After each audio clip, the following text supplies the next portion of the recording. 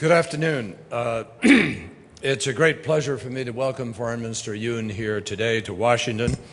This is his first visit as the Foreign Minister, and it's my first visit with him as Secretary of State, and we're both delighted to start off this way. Two very close friends, countries that have traveled a very interesting journey together for 60 years now.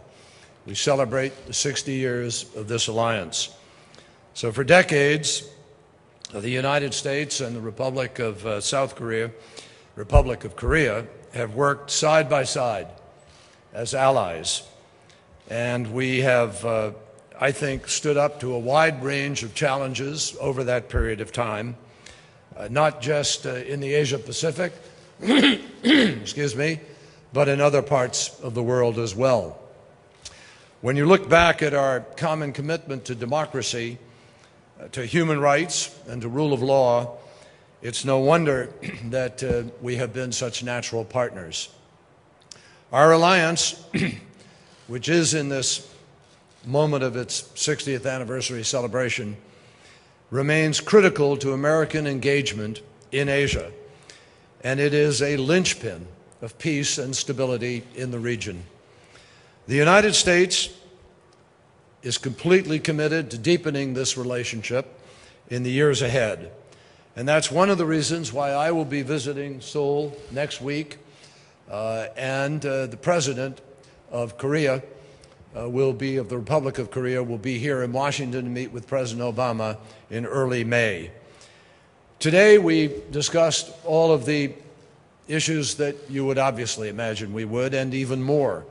We covered a great deal, but I will start with North Korea.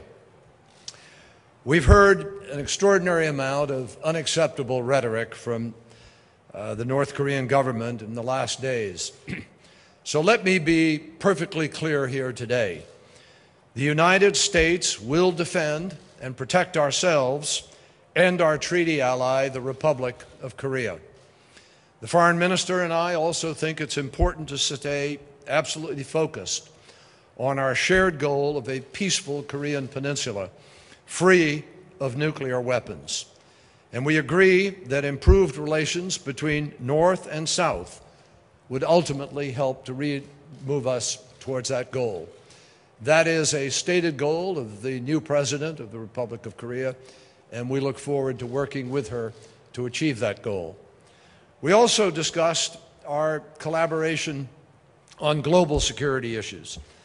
South Korea has done great work on the UN Security Council, helping to curb civilian casualties in combat zones. And they have done that work not just in the Far East, but around the world. We're also grateful for South Korea's continued commitment to reducing Iranian oil imports. This has not been easy.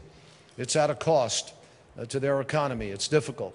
But they have played their role and taken their part in helping to have an impact on trying to change the behavior of Iran. Iran knows exactly what it needs to do in order to address international concerns about its nuclear program.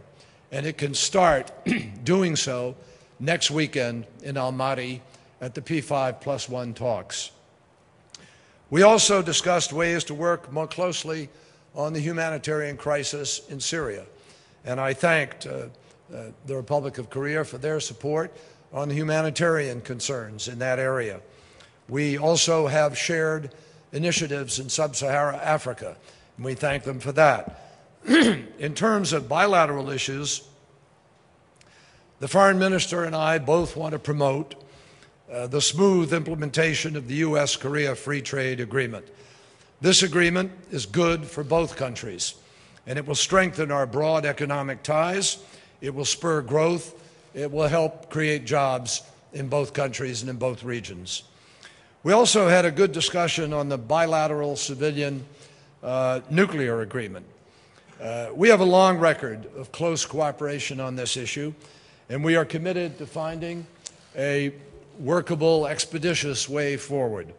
And finally, we also are both deeply concerned about addressing the problem of climate change. We discussed that We will have further discussions when I go to Seoul next week. We both support clean energy development, and we will be looking for ways to work closely on these issues as we enter a period of new negotiations on climate change over the course of the next few years. So this was a very productive meeting. I hope the first of many in the years ahead. And Mr. Foreign Minister, I look forward to seeing you again in a very short period of time. And I thank you for your commitment to this important partnership. And I thank you for taking time to come and visit here today to prepare for the important meetings of our leaders in early May. Thank you. Thank you. Good afternoon. I wish to thank Secretary Kerry for his invitation and warm hospitality. 반갑습니다. 우선 본인을 미국의 초청을 따뜻하게 환대해 주신 캐리 공. We discussed a wide range of key issues, including our alliance, North Korea, regional and global agendas. As Secretary Kerry mentioned, this year marks the 60th anniversary of the Korea-US alliance. In Korea, 60 years symbolizes maturity and wisdom. As we celebrate what many describe as one of the strongest alliances in history, we reaffirm the need to further consolidate our comprehensive strategic alliance befitting the 21st century. In this regard, we share the view that President Park's visit to the United States in May, which will be her very first overseas visit as head of the state, will elevate our 60-year-old alliance to a new height. Secretary Kerry and I pledged to make every effort to ensure a successful summit.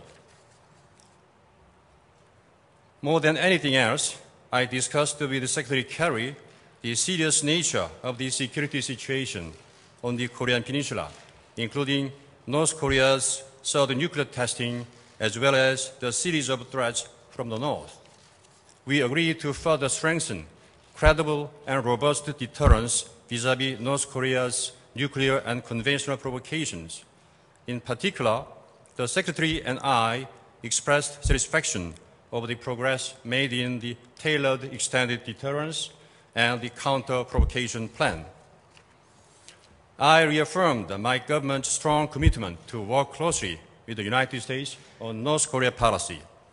Both Secretary Kerry and I agreed that North Korea should abandon its nuclear ambitions and bellicose rhetoric. We also agreed to collaborate to ensure full implementation of the UN's Security Council Resolution 2094. I also updated Secretary Kerry on my government's policy of building trust between Seoul and Pyongyang as North Korea makes the right choice. I also emphasized that President Park's new policy to promote peace and cooperation in Northeast Asia is in line with the United States policy toward Asia, and that they mutually reinforce each other. As we celebrate the first anniversary of the KOROS FTA, both Secretary Kerry and I were pleased with the smooth implementation of the agreement. I also took the opportunity to reaffirm my government's strong commitment to open economy and free trade. Moreover, I stressed the importance of further strengthening our cooperation in the field of science and technology, renewable energy, space, and climate change. Finally, I stressed to Secretary Kerry the importance of revising the Korea-US Civil Nuclear Cooperation Agreement in a mutually beneficial, timely, and forward-looking manner. Both sides will continue consultations in this regard. Let me conclude by saying that I'm pleased with the results of today's meeting. I look forward to welcoming Secretary Kerry in Seoul next week, where we'll continue our consideration. Thank you very much. Thank you very much. Good. We'll take 4 questions today. We'll start with CNN. Elise Labott, please. Thank you, Mr. Secretary. Thank you very much. I'd like to ask you about what you think North Koreans' intentions are. Do you think that these threats are just bluster, specifically the recent threat to restart its nuclear facility? And is there a danger of not taking these threats too seriously that might provoke them into actually doing something? Or is there a chance, do you think, that they could pull back and be ready for diplomacy at some point? Mr. Foreign Minister, the six-party talks and the whole process has always really relied on China to rein in the North, if you will. Lately, it doesn't really seem that the North is listening to China in any meaningful way, and I'm wondering if you think that this is a safeguard that the parties cannot rely on anymore. Has the influence China had been used up? Thank you. Go ahead, please. Well, regarding China's role, basically, as we saw in the latest adoption of the UN Security Council Resolution 2094, China is now very cooperative. And they made it very clear that they will fully implement the resolution of the UN Security Council Resolution 2094.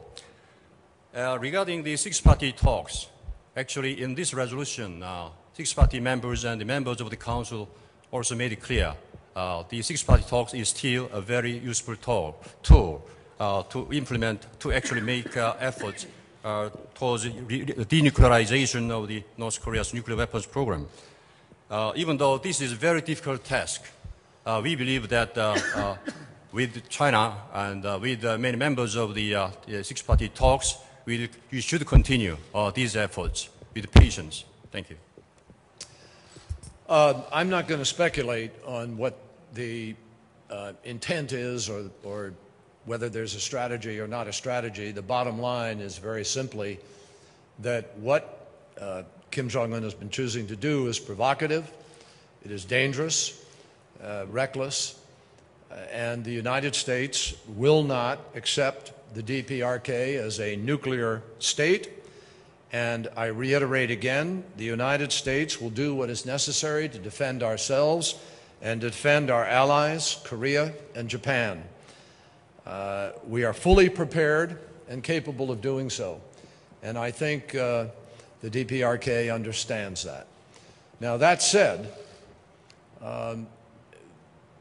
no one takes lightly, least of all the President of the United States, what has been happening, which is precisely why the President made the decision to redeploy missile defense with respect to the United States itself, as well as to take other preparations in the region, and to send a very clear signal to our allies and the North alike that the United States will defend our allies and that we will not be subject to irrational or reckless provocation.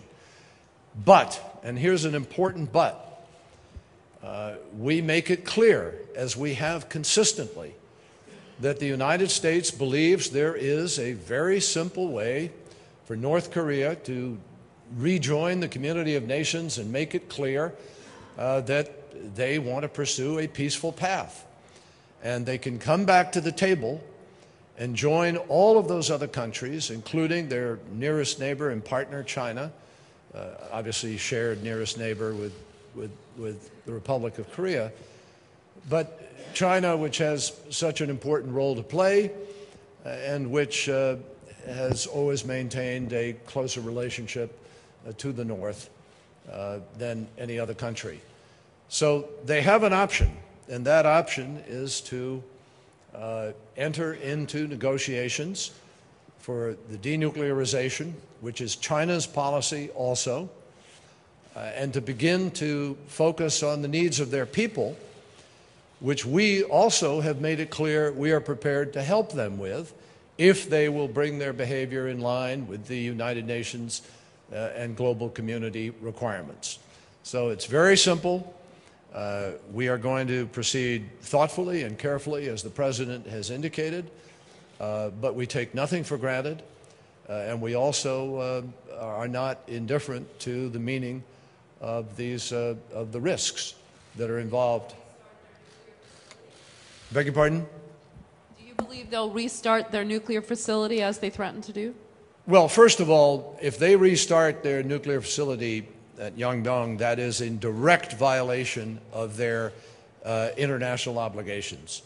So that in itself would be a breach of international standard requirement, It would be a provocative act and completely contrary to the road that we have traveled all of these years from the agreed framework forward. So we'll have to wait and see what happens with respect to that, but it is a direct violation of their international obligations and would be a very serious step. Next one, Lim Min Hook from Joseon Ilbo, please. First question goes out to Secretary Kerry. Right now, a lot of Korean people are deeply interested in the negotiation of the U.S.-Korea civil nuclear agreement. Mr. Secretary, some people are concerned that if Korea's request to low enrichment for peaceful purposes is not accepted, then this may harm U.S.-Korea relationship. Mr. Secretary, do you have any intention of proactively accepting Korea's request? And before the visit of President Park, do you see some tangible progress happening in this area? Well, we welcome, President Obama and the United States welcomes South Korea's emergence as a nuclear energy leader, peaceful nuclear energy leader. And we are working together on a civil nuclear agreement that will build on a very strong nuclear energy cooperation that we've enjoyed for literally over 50 plus years. We see no reason that that will not continue in a agreed upon fashion. And the foreign minister and I had a very good discussion about that agreement. We've exchanged some ideas, and I will follow up on those when I visit Seoul in about a week. And I'm very hopeful, and I think the foreign minister shares this hope, that this can be resolved before the visit of President Park. But we're quite confident that this is a relationship that can and will continue in its proper form. Next one, Scott Stearns from VOA, please. Mr. Secretary, in Cairo last month, you freed up $250 million in additional support for the Morsi government, following promises from the president that he would make some political and economic reforms. That he would make what? That he would make some political and economic reforms. Since then, his government appears to have spent more time pursuing television satirists than those responsible for sexual assault in public places. Was that your expectation when you met with him in Cairo? And if I might, last week in Baghdad, you spoke of the need for Iraq to more closely monitor flights from Iran to Syria. The government there has said this weekend that it will do that. Have you seen any evidence of that so far? Thank you, sir. Well, thank you very much. With respect to Egypt, we share a very real concern in the Obama administration about the direction that Egypt is apparently moving in. And this is a key moment for Egypt. It's really a tipping point for Egypt. And we have been working very, very hard in the last weeks to try to get the government of Egypt to reach out to the opposition, to deal with the IMF, to come to an agreement which will allow Egypt to begin to transform its economy and improve the lives of its citizens. We share with everybody concerns about the political and economic challenges, and I communicated those concerns with everybody when I was there. I met with the civil society. I met with the opposition. I met and talked to members of the business community. And I met with members of the government. And we have put a series of very real choices to the government of Egypt, but in the end, they have to make those choices. And I'm still, the IMF is going there this week. There will be discussions with them. But it is only fair to say that President Obama and the administration share real concerns about the direction that Egypt appears to be moving in. It is our hope that there is still time to be able to turn the corner. But the recent arrests, the violence in the streets, the lack of inclusivity with respect to the opposition in public ways that make a difference to the people of Egypt are all of concern today. And President Obama would make it clear to everybody that the United States went there, as I said, not to support any one person, and certainly not to support one party over another, but to try to help the people of Egypt to realize the dreams that they expressed in Tahrir Square, and the dreams that they try and have tried to put into reality through their election and through their faith in the democratic process. I think there's still time for that promise to be delivered, but in the end, it is the government of Egypt and the people of Egypt who will make that decision. Iraq and Syria. Iraq and Syria. Iraq, with respect to Iraq, I'm encouraged that Prime Minister Maliki responded to our requests with respect to the flights from Iran through Iraqi airspace into Syria. And we are working right now with the government on several things. One, we are working on the question of how those inspections might take place and how frequently. Number two, we are working on trying to bring the Kurds and the Sunni together with Prime Minister Maliki in a discussion that hopefully can bring people back together and get the democratic process back on track. There's been a real breach of that with respect to the Kurds. President Barzani has not visited Baghdad in about 2 years, and increasingly Speaker Najafi and the Sunni feel as if they have been pushed away from the governing process. You know, democracy is hard. It's hard work. It's particularly hard work for people who haven't experienced it ever or recently. And so we all need to work closely together, which is exactly what we are doing now, with hopes that the Prime Minister will make the right choices to bring people together, to offer people a united election when it takes place in a few weeks, and to ultimately offer people the democracy that Americans invested in so heavily with their treasure of their young men and women who gave their lives, and with a large amount of American taxpayer dollars. Last one today, Lee Woo-tak of Yonhap News, please. 윤병세 장관께 여쭤보겠습니다. 그 박근혜 정부는 북한의 그 일단 위협이나 도발에도 불구하고 한반도 신뢰 프로세스를 지속적으로 추진할 하겠다는 그 방침이요. Korea Peninsula, with its Korea Peninsula peace process. My question is, do you have any plans on suggesting a dialogue with the North Koreans first? For instance, reopening the Mount Kumgang tourist visit.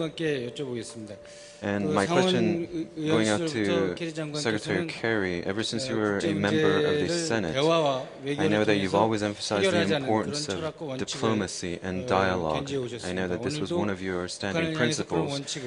And I know you also spoke about that kind of principle when dealing with the North Koreans. And Mr. Secretary, under what circumstances or what situation would the United States be prepared to resume dialogue with the North Koreans? Do you have any specific conditions in mind in order to resume dialogue with the North Koreans? And if so, Mr. Secretary, do you have any plans on sending a special envoy to North Korea in order to resume talks with the North Koreans? First of all, the situation on the Korean Peninsula or tension is getting higher on the Korean Peninsula, and it is critically important for the U.S. and South Korea to enhance its defense capabilities. And as we said repeatedly, we will always be we will address in case of North Korean provocation. But if North Korea decides to give up its nuclear ambitions and to become a member of the international community, we are prepared to resume our talks in terms of putting in place a peace process on the Korean Peninsula. North Korea needs to make it clear that they are prepared to have a serious discussion about denuclearization. And they know exactly what the goal is, they know exactly what the terms are, and we are prepared. President Obama has said repeatedly, we are prepared to enter into a dialogue, negotiation, if they are serious, if they will stop the provocations and engage in a serious discussion. We have always said that we would like to try to resolve the problems of the entire peninsula. That means making peace.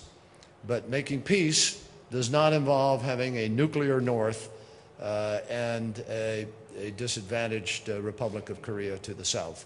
So they know very well what the terms are here. And with respect to the question of an envoy, we have an envoy. Ambassador Glenn Davies is appointed already. He's there. I mean, he's there. He's here. But if the circumstances are correct, when North Korea meets or issues an indication that it is serious about trying to resolve this issue. And, you know, I would just say this. I think it's important. We face this danger not just to the Republic of Korea, but a danger to the entire region and the world of the proliferation of nuclear weapons. And we face it with respect to Iran. President Obama could not have been more clear with respect to both. His policy is the denuclearization of North Korea, the DPRK, because that is the only way to begin to end the conflict and create safety in the region.